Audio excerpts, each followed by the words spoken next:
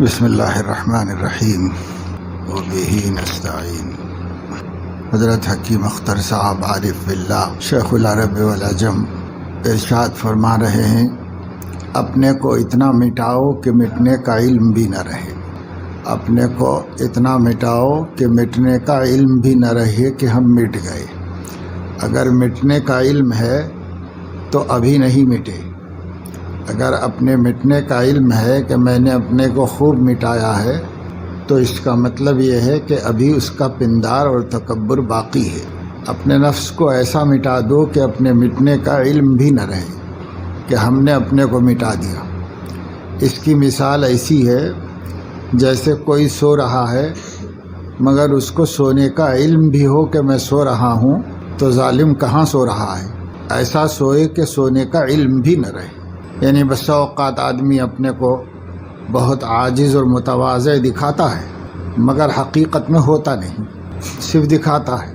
تو اس وجہ سے حضرت یہ بات فرما رہے ہیں کہ اپنے کو اتنا مٹاؤ کہ خود کو مٹنے کا علم بھی نہ ہو۔ اور اگر مٹنے کا علم ہے تو اس کا مطلب یہ ہوا کہ اپنے کمالات پر نظر رہے، اور جب نظر ہے تو ضرور بھڑکے گا اور ایک دن نقصان ہوگا اس کو۔ جب جنتی جنت میں داخل ہو جائیں گے تو اللہ تعالی علماء دین کو فرمائیں گے کہ تم ابھی جنت میں داخل مت ہو، تم جنت کے گیٹ کے باہر انتظار کرو اور اپنے ساتھ اپنے دوستوں کو بھی لے جاؤ۔ اس لیے علماء ربانیین بہت بڑی نعمت ہے۔ یہ جو بات میں کہہ رہا ہوں یہ تفسیر کبیر میں ہے۔ علامہ فخر الدین رازی رحمہ اللہ نے لکھا ہے کہ علماء دین کو اللہ تعالیٰ روک لیں گے کہ ٹھہرو ابھی جنت میں داخل مت ہو، کیونکہ جنت میں داخل ہونے کے بعد نکلنا نہیں ہے۔ جنتی کبھی بھی جنت سے نہیں نکلے گا، ہمیشہ موج کرے گا۔ اہل جنت کی فوج ہمیشہ کرے گی موج۔ تو اللہ تعالیٰ فرمائیں گے کہ اے علماء دین تم ذرا ٹھہر جاؤ، تاکہ تمہارے ہاتھ پر جن لوگوں نے بیعت کی یا دوستی کی یا محبت کی تو اپنے دوستوں کو بھی ساتھ لے جاؤ۔ پھر اس کے بعد اور آگے چلیے۔ ابھی اسی پر بس نہیں ہے، ابھی بس اور آگے بڑھے گی کہ جب جنت میں جاؤ تو جنت کی نعمتوں میں ابھی بزی مت ہونا، نہ کسی نعمت کو یوز کرو اگرچہ تربوز بھی ہو۔ پہلے جاؤ اللہ والوں سے ملو، فادخلی فی عبادی۔ جب جنت میں داخلہ ہو تو جنت کی نعمتوں میں مشغول نہ ہو، پہلے میرے عاشقوں سے ملو، کیونکہ جو جنت کی نعمتیں میرے عاشقوں سے کم درجے کی ہیں۔ میرے عاشقوں کا درجہ جنت اور جنت کی نعمتوں سے بھی زیادہ ہے، کیونکہ جنت حامل نعمت ہے، مگر اللہ والوں کے دل میں اللہ ہے۔ اللہ والے نعمت دینے والے مولا کو دل میں رکھتے۔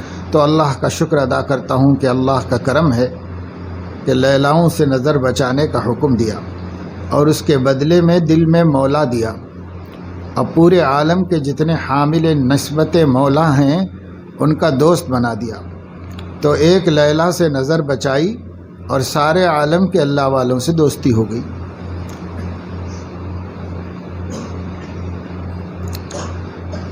حضرت حکیم صاحب یہ ملفوظات ساؤتھ افریقہ میں بیان فرما رہے تھے، اس لیے فرما رہے ہیں کہ اب دیکھو ساؤتھ افریقہ میں میرے کتنے دوست ہیں، یہاں ملاوی میں کتنے دوست بن گئے۔ اب کوئی ہمیں کتنا ہی بدنام کرے، ہماری لیلا یہی ہے۔ سب اللہ والے ہمارے محبوب ہیں۔ جو اللہ پر فدا ہے اس پر اختر فدا ہے، اور جو اللہ کی محبت نہیں سیکھتا تو میرا دل اس سے نہیں لگتا۔ کیا کروں، مجبور ہوں۔ دوست کا دوست بھی دوست ہوتا ہے۔ تو اللہ کا شکر ہے، صرف نظر بچانے کی توفیق اللہ نے اپنے کرم سے مجھے دی، اور سارے عالم کے اللہ والے آج مجھ سے محبت کرتے ہیں۔ ایک لیلا سے بچے اور سارے عالم کے مولا سے ملے۔ بنگلہ دیش میں ایک چوراہے پر ٹریفک پولیس نے ایک عورت کو رکھا ہوا تھا، وہ ہاتھ دکھا کر لوگوں کو روکتی تھی۔ تو چند ڈاکو آئے اور اس کو اپنی موٹر میں بٹھا کر بھاگ گئے۔ تب سے انہوں نے عورت کو ٹریفک پولیس نہیں بنایا کہ 12 بجے رات کو ٹریفک پولیس بیچاری اکیلی کھڑی ہے اور کوئی آیا اور اٹھا کر لے گیا۔ یہ حکمت حضرت فرما رہے ہیں کہ اللہ تعالیٰ نے عورتوں اور مردوں کے کاموں میں فرق کیوں رکھا ہے۔ کچھ کام مردوں کے ذمے رکھے ہیں، کچھ کام عورتوں کے ذمے رکھے ہیں۔ اسلام نے جو عورتوں کو گھریلو کاموں کی ذمہ داری دی ہے، اس میں عورت کی بڑی عزت ہے، عورت کی حفاظت ہے، یہ اس کے اوپر فضل ہے، مہربانی ہے۔ لوگ خواہ مخواہی ایک حسین ٹائٹل لے آتے ہیں اور کہتے ہیں کہ بھائی عورت بھی جو ہے وہ ایک حصہ ہے انسانیت کا، لہذا مرد کو جو حقوق حاصل ہونے چاہیے عورت کو بھی ہونے چاہیے۔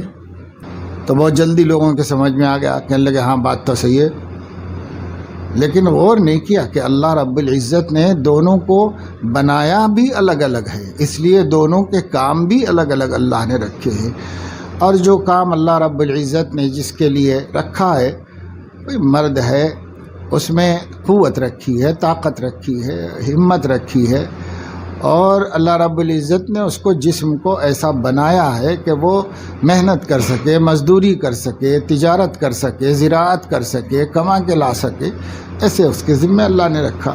عورت کو نرم بنایا، نازک بنایا، تو اللہ پاک نے اس کو اولاد پیدا کرنے، اس کی نگہداشت کرنے، اس کو سنبھالنے، اس کو پالنے کے لائق بنایا۔ جو ممتا ماں کے دل میں رکھی، باپ کے دل میں نہیں رکھی، حالانکہ وہ باپ ہوتا ہے، محبت اس کو بھی ہوتی ہے، لیکن جیسی دیوانگی عورت کو ہوتی ہے بچے سے، ایسی تو نہیں ہوتی۔ مرد تو ایسا ہے کہ صاحب اگر بچہ کپڑے خراب کر لے تو دور سے دیکھ کے نکل جاتا ہے خاموش، اور ماں ہے کہ وہ کپڑے خراب کر کے روتا ہے اور بستر بھی خراب کر دیتا ہے، تو اس کا بستر بھی دھوتی ہے، اس کو بھی دھلاتی ہے، اس کو کپڑے پہناتی ہے، اس کو صاف ستھرا کر کے اسنو پاؤڈر لگا کے جب جھولے میں سلاتی ہے تو پھر ابو آ کے اس کو گود میں اٹھاتے ہیں، پیار کرتے ہیں جی نہیں۔ لیکن پہلا والا کام کیوں نہیں کرتے؟ تو پہلا والا کام ان کو کرنا ہی نہیں آتا، اللہ نے بنایا نہیں ایسا۔ تو ہاں جا کے کما کے لا سکتا ہے، بچے ہیں میرے، پڑھیں گے، لکھیں گے، کھائیں گے، پیئیں گے، بچوں کے لیے کماؤ، محنت کرے گا، پسینہ بہائے گا، کمائے گا، کما کے لائے گا، اس کی محبت کا رنگ الگ ہے، اور ماں کی محبت کا رنگ الگ ہے۔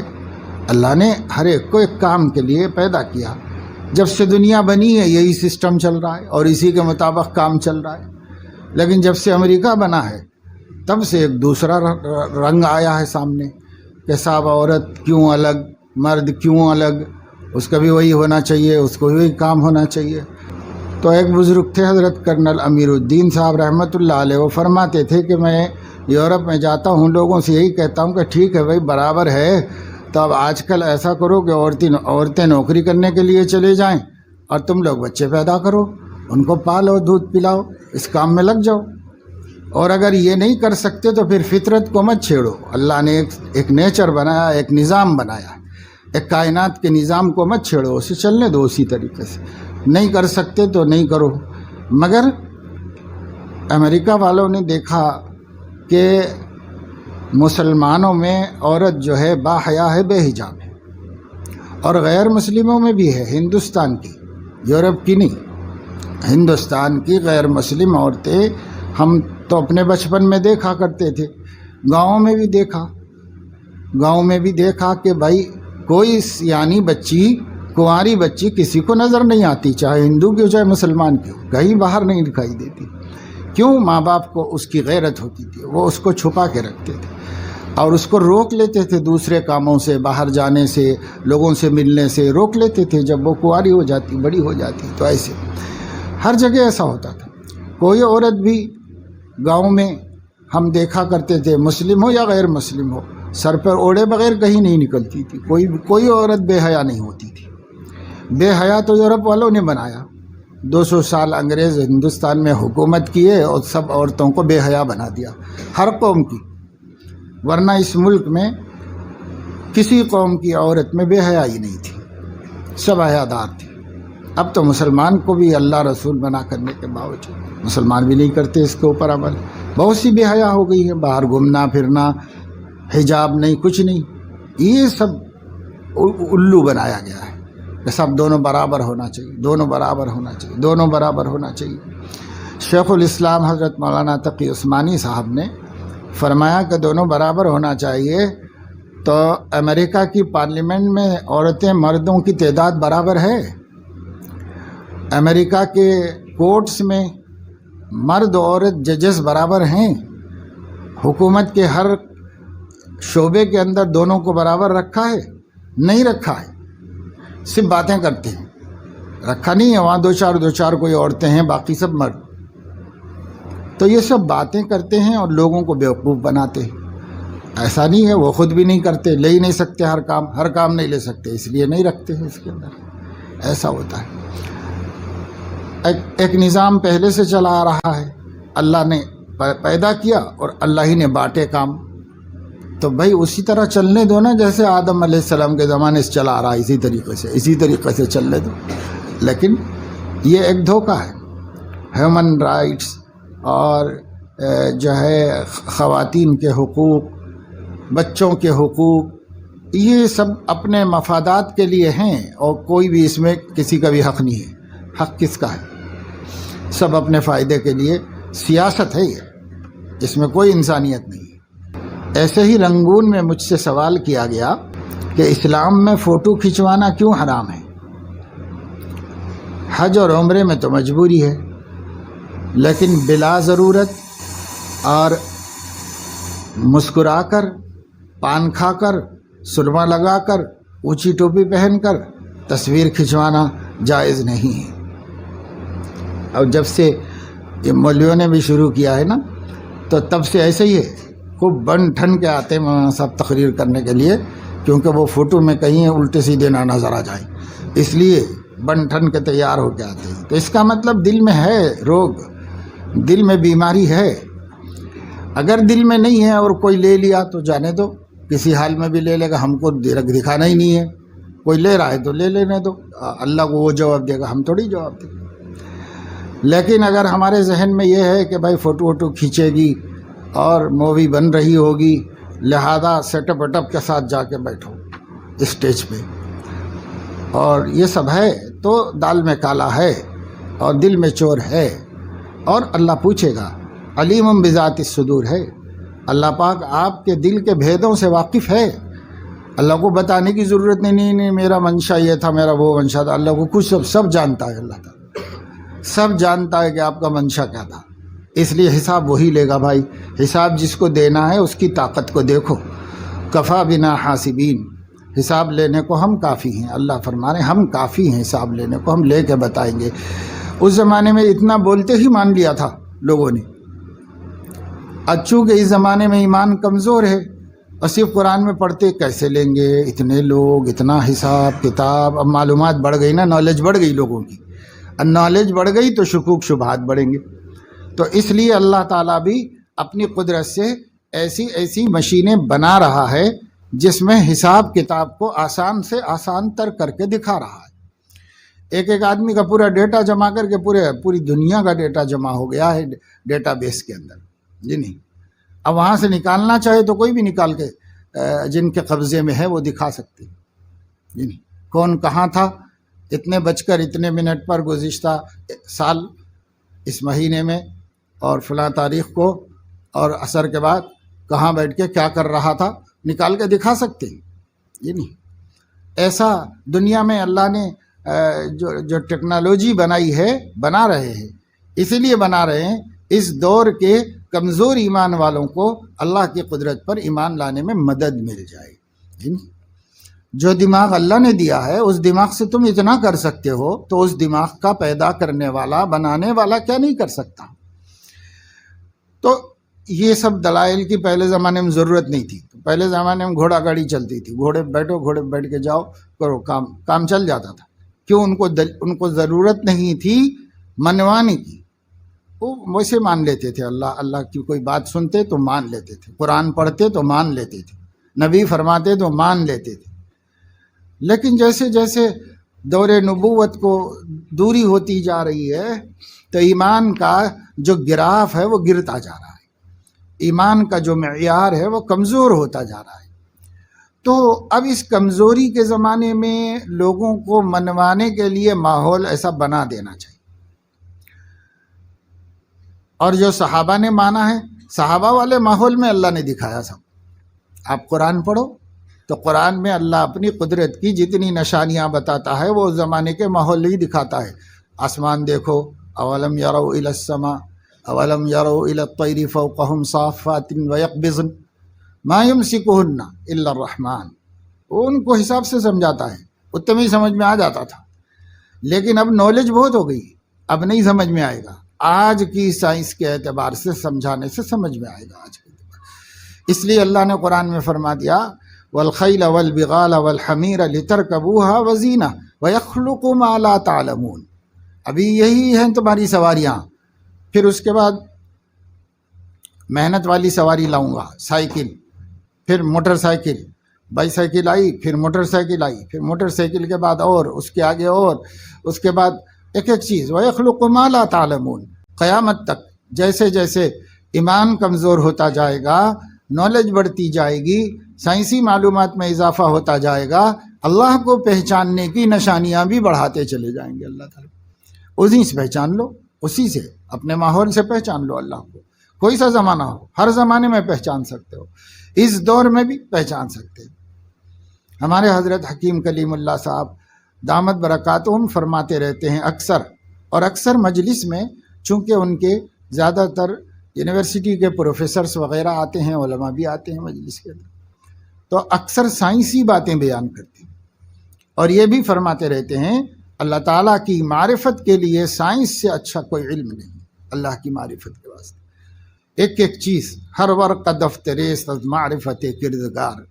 ایک ایک چیز کو دیکھو، اللہ سمجھو، ایک ایک چیز کو دیکھو، اللہ تک پہنچ جاؤ.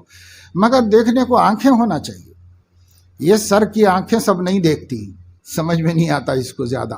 دل کی آنکھیں کھلنا چاہیے. دل کی آنکھ کھلے گی تو گلستہ میں جا کے ہر ایک گل کو دیکھا، تیری ہی سی رنگت، تیری ہی سی بو ہے. ہر چیز اللہ تعالیٰ ہے. فی کل شیء لہ آیۃ تدل علی انہ واحد. کسی بھی چیز کو دیکھو، اس چیز کے اندر ذرا غور کرو گے تو اللہ وحدہ لا شریک سمجھ میں آئے گا. سمجھ میں آئے گا کوئی ہے جو اس کے پیچھے اپنی مالکیت اور حاکمیت کو چلا رہا ہے. چھپا ہوا ہے مگر ہے، سمجھ میں آ جائے گا آدمی. ہر گیا ہے کہ الضمیر رویت وحدہ لا شریک لہ گویت. جتنے زمین سے پودے نکلتے ہیں پہلے سیدھے نکلتے ہیں، ایک اس میں پتے بھی ہوں گے نا تو لپٹے ہوئے ہوں گے، وہ 2 پتے شام کو کھلیں گے، لیکن جب وہ نکلیں گے تو وہ لپٹے ہوئے ہوں گے اور ایک سیدھا سا ایک بن کے نکلے گا. جو نکلے گا کھیتی باڑی، درخت، بڑے سے بڑا جھاڑ، آم کا جھاڑ، جام کا جھاڑ، سب جب زمین سے نکلے گا تو ایک بن کے نکلے گا. کیا بولنے کے لیے؟ وحدہ لا شریک لہ. ایک ہے اللہ، اس کا کوئی شریک نہیں. یہ بولنے کے لیے ایک ہی بن کے نکلے گا. وہ نکل کے پھر پھیلے گا، بڑا ہوگا اور پھر اپنی اللہ کی قدرت دکھاتا رہے گا. لیکن پہلے خدا کی وحدانیت کو پیش کرے گا کہ خدا کی وحدانیت ہے اللہ تعالیٰ کی. اور کرنے سے ہر چیز سمجھ میں آتی ہے، غور نہیں کرتا. خیر، بہرحال آج مجھے یہ شکر ادا کرنا ہے کہ اے میرے مولا، آپ نے لیلاؤں سے بچایا اور اپنی محبت سے سرفراز فرمایا. اگر بچہ اردو نہیں جانتا تو ہماری بات کیسے سمجھے گا؟ یعنی سارے علماء جو ہیں وہ اردو میں بولتے ہیں، اردو میں لکھتے ہیں کتابیں. سارا اسلام ذخیرہ ہندوستان میں اردو زبان میں کتابوں میں ہے. جس زمانے میں ہندوستان میں فارسی بولی جاتی تھی اس زمانے میں فارسی میں لکھے ہوئے ہیں سب. تاریخ کی لائبریریوں میں چلی گئیں، وہ کوئی اس کو پڑھنے والا نہ سمجھنے والا. اس کے بعد اردو آئی تو اردو میں جو زبان ہوتی ہے، ہندی میں، تیلگو میں، ہمارے علاقے میں تیلگو چلتی ہے. اس میں ابھی آپ لوگوں نے انجمن کی، انجمن میں تیلگو میں مظاہرہ کیا، عربی میں مظاہرہ کیا، انگریزی میں کیا، مراٹھی میں کیا، سب میں کیا. تو سب زبانیں ہیں، اللہ رب العزت نے دین کو اور اللہ کی دعوت کو پہنچانے کے لیے عطا فرمائی. اس لیے یہ ذریعہ ہے، جاننا چاہیے. ہر علاقے والوں کو اپنی زبان سے واقف ہونا چاہیے. ٹیوشن کر لو، ٹیوشن کر کے سیکھ لو، حضرت فرما رہے. پھر اس کے بعد دین پڑھاؤ. آج سے 20 سال پہلے، یعنی یہ فرمانے سے 20 سال پہلے، سمجھو آج سے 40 سال پہلے، آج سے 40 سال پہلے جب میرا مدرسہ بن رہا تھا تو اس وقت ٹھیکیدار نے یعنی کنٹراکٹر نے بتایا تھا کہ 6 لاکھ میں 1 منزل بن جائے گی۔ تو میرے ایک دوست نواب صاحب تھے، انہوں نے کہا کہ کسی عرب ملک کا ایک سفیر میرا دوست ہے، میں اس سے بات کرتا ہوں، امید ہے کہ وہ ساری رقم کا بندوبست کر دے گا۔ انہوں نے اس سے بات کر لی، اس نے دینا قبول بھی کر لیا۔ نواب صاحب نے مجھے فون کیا کہ جلدی سے آ کر رقم لے لیں، تو میں نے کہا کہ آپ جائیں اور رقم لے کے آ کے مجھے پہنچا دیں۔ تو انہوں نے کہا کہ ان کے آفس میں سائن کرنے پڑیں گے۔ تو میں نے کہا کہ دیکھیں نواب صاحب، میں نے بزرگوں کی جوتیاں اٹھائی ہیں، اگر بادشاہ کے دروازے پہ جا کر پیسہ لیا تو اس خانقاہ کی عزت کیا رہے گی، اور اس پر ہمیشہ کے لیے داغ لگ جائے گا کہ اس خانقاہ کے فقیر نے ایک بادشاہ کے دروازے پہ جا کے پیسہ لیا تھا، حالانکہ مجھے اس وقت رقم کی شدید ضرورت تھی۔ KDA نے نوٹس بھی دے دیا تھا کہ اگر مسجد نہیں بناؤ گے تو زمین واپس کرنی پڑے گی۔ پھر بھی میں نے کہا کہ نہیں، ہم اس طریقے سے پیسہ لینے نہیں جائیں گے۔ تو نواب صاحب نے کہا کہ شاہ عبد الغنی رحمۃ اللہ علیہ کی جوتیاں اٹھانے کی وجہ سے اللہ نے آپ کو یہ ہمت دی ہے، ورنہ اگر آج میں اعلان کر دوں تو اس سفیر کے دروازے پر پیسہ لینے والوں کی لائن لگ جائے گی۔ تو بھائی یہ اللہ تعالیٰ کا فضل ہے۔ بس اوقات ایسی غلطیاں عام طور سے لوگ کرتے ہیں، انہوں نے نہ اہل اللہ کو جانا، نہ ان کو قریب سے دیکھا، نہ سمجھا، بس اسی نتیجے میں اپنے آپ کو اہل مال کے سامنے ذلیل کرتے رہتے۔ کتنے بڑے بڑے مالدار ہوں، ان سے دین کی وجہ سے تو محبت رکھ سکتے ہیں اور وہ بھی ہم سے رکھیں بس، لیکن ان کی دنیا سے ہمیں آنکھیں بند کر لینا چاہیے۔ لا تمدن عینیک الی ما متعنا بہ ازواجا منہم لنفتنہم فیہ۔ جو لوگوں کو ہم نے دنیا دے رکھی ہے اور بے حساب دے رکھی ہے تو ادھر توجہ مت کیجیے۔ ولا تعد عیناک عنہم ترید زینۃ الحیات الدنیا۔ اگر آپ کی نظر بھی ان چیزوں پہ رہے گی تو اے پیارے نبی پھر مان لینا پڑے گا کہ آپ بھی دنیا کے پرستار ہیں، یہ مان لینا پڑے گا۔ تو ایسا نہیں کریں آپ۔ اللہ نے جن کو پیسہ دیا ہے انہیں بڑی آزمائش میں ڈال رکھا ہے، اگر انہیں اللہ کو راضی کرنے کے لیے اپنی دولت استعمال کرنا ہے تو 1000 مرتبہ وہ خود جائیں اور جا کر جس کو دینا ہے دیں، جہاں خرچ کرنا ہے خرچ کریں۔ جن کو اللہ نے علم کی، مال کی، ایمان کی، اعمال کی دولت عطا فرما رکھی ہے، انہیں ضرورت نہیں ہے کہ ان کے پیچھے پیچھے پھرتے رہیں اور مارے مارے جائیں، وہ جہاں بلائیں جہاں پہنچیں وہ جتنا ذلیل کر کے دیں، تو کوئی ضرورت نہیں ہے اس کی۔ بس عرض کرتا ہوں کہ زندگی کو غارت مت کرو، لاکھ وظیفے پڑھو، ہر سال حج و عمرے کرو، لیکن اگر خدا کی نافرمانی سے نہیں بچتے، خاص کر بد نظری سے نہیں بچتے، تو ولایت کا خواب بھی مت دیکھو۔ نگاہوں کی حفاظت کرنا قرآن مجید کا نص قطعی سے حکم ہے، یغضوا من ابصارہم یغضضن من ابصارہن، یہ قرآن پاک کی آیت ہے کہ نظر کی حفاظت کرو۔ یہاں بخاری شریف پڑھانے والے بیٹھے ہیں، مولانا ہارون صاحب ڈربن میں شیخ الحدیث ہیں، ان سے پوچھتا ہوں کہ بتاؤ زن العین النظر بخاری میں ہے یا نہیں؟ جو آنکھ نہیں بچاتا وہ آنکھ سے زنا کرتا ہے، تو کیا آنکھ کا زانی ولی اللہ ہو سکتا ہے؟ یہ شیطان کا دھوکہ ہے۔ ہر سال حج و عمرہ کر لیا اور ولی اللہ ہو گئے۔ جو شخص اللہ کو ناراض کرتا ہے وہ ہرگز اللہ کا دوست نہیں ہو سکتا۔ پیری مریدی کرنا، شیخ کا دامن تھامنا، ہاتھ پکڑنا، خانقاہوں میں جانا، بزرگوں سے دعائیں کرانا، ان سب کا حاصل یہی ہے کہ بندہ متقی ہو جائے۔ لیکن اگر گناہ نہیں چھوڑتا، متقی نہیں بنتا، تو یہ اصلی مرید نہیں ہے، یہ تو دھوکے میں پڑا ہوا ہے۔ اصلی مرید وہ ہے جو ہر وقت یریدون وجہہ ہے، یعنی جو اللہ کو یاد رکھتا ہے اور اللہ کی رضا کے لیے تڑپتا رہتا ہے۔ عادت اللہ یہی ہے کہ تقوی شیخ کے ساتھ رہنے سے ملتا ہے۔ جو اللہ کے ساتھ جو اللہ کے لیے شیخ کے ساتھ رہے گا تو اللہ تعالیٰ اسے تقوی دے دیتے ہیں۔ اس کی دلیل یہ آیت ہے، یا ایھا الذین آمنوا اتقوا اللہ وکونوا مع الصادقین۔ اے ایمان والو تقوی سے رہو تاکہ تم میرے ولی بن جاؤ، اور تقوی حاصل کرنے کے لیے اہل تقوی کی صحبت میں رہو۔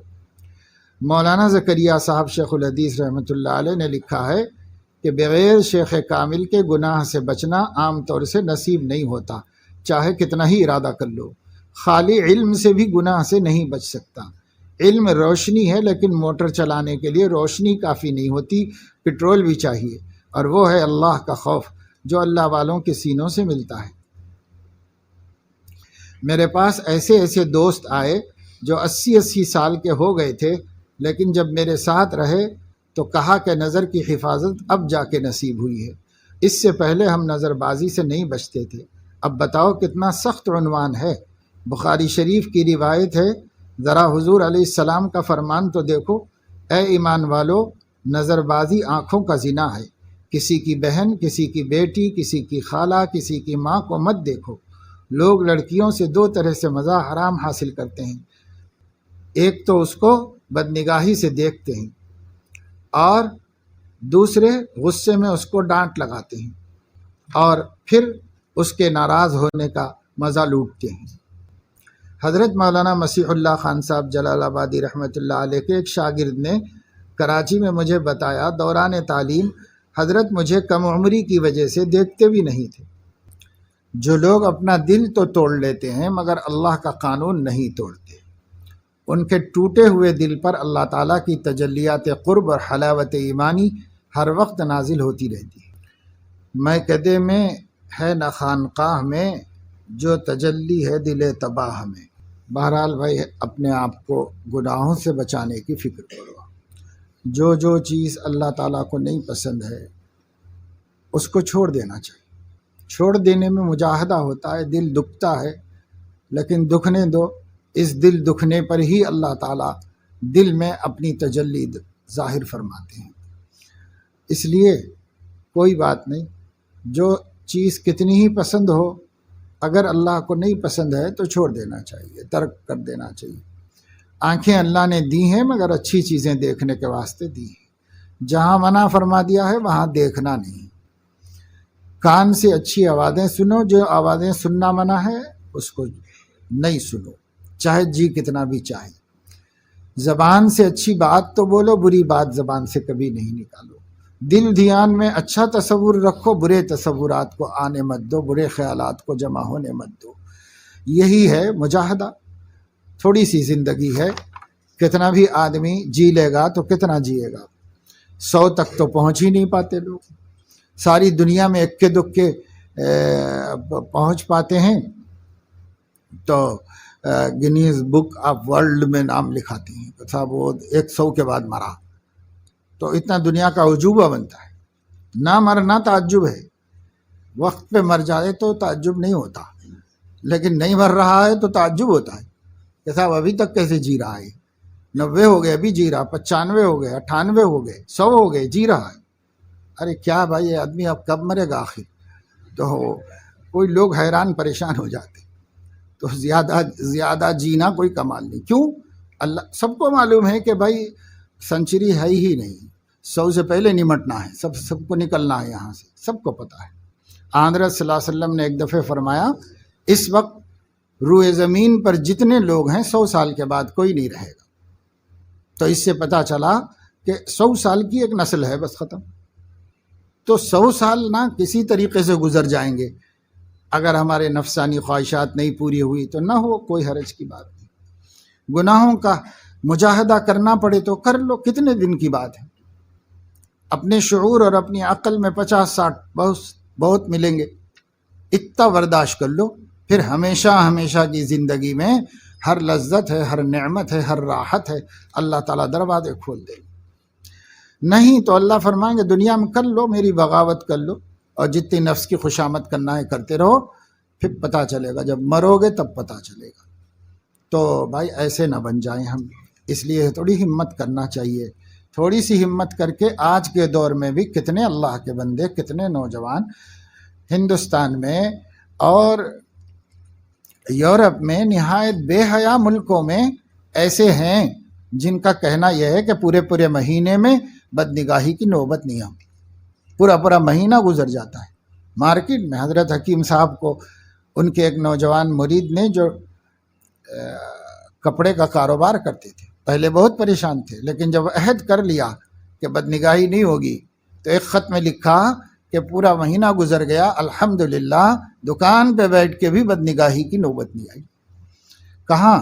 ساؤتھ افریقہ کی مارکیٹ میں، جہاں ننگے دھڑنگے پھرنے والے سب وہاں پر ہیں۔ تو آدمی چاہے تو کیا نہیں کر سکتا، اللہ نے ارادے کی ایسی طاقت اس کو عطا فرمائی ہے۔ تو بھائی اس سے فائدہ اٹھاؤ۔ سال میں ایک مرتبہ روزہ رکھتے ہیں رمضان شریف میں 30 دن، اور دنوں اور سال بھر میں جب تب رکھنے کی ترغیب ہے صرف۔ تو یہ روزہ کیوں ہے؟ لعلکم تتقون، تمہیں پتہ چل جائے جب میں طے کر لیتا ہوں کہ آج نہیں کھانا ہے تو شام تک نہیں کھاتا، سخت گرمی میں پانی نہیں پیتا، کھانا نہیں کھاتا، بھوک لگے کچھ بھی ہو جائے، کیونکہ میں نے طے کر لیا، یعنی نیت کر لی ہے کہ میں آج روزہ ہوں، تو شام تک نہیں کھاتا کچھ نہیں۔ تو اللہ بتانا چاہتے ہیں کہ دیکھ تجھے طاقت ہے کہ تو ارادہ کر لے، تو پھر یہ نہیں کر سکتا۔ تو کوئی ارادہ کر لے کہ بھئی مجھے عمر بھر گناہ نہیں کرنا ہے، تو ارادہ کر کے جیسا روزہ پورا کر رہا ہے ایسے ہی تقویٰ بھی پورا کر لے، مگر ارادہ نہیں کرتا، یہاں کمزور پڑ جاتا ہے، ڈھیلا پڑ جاتا ہے۔ اللہ تعالیٰ توفیق عمل نصیب فرمائے۔ سبحانک اللہم و بحمدک اشہد ان لا الہ الا انت استغفرک۔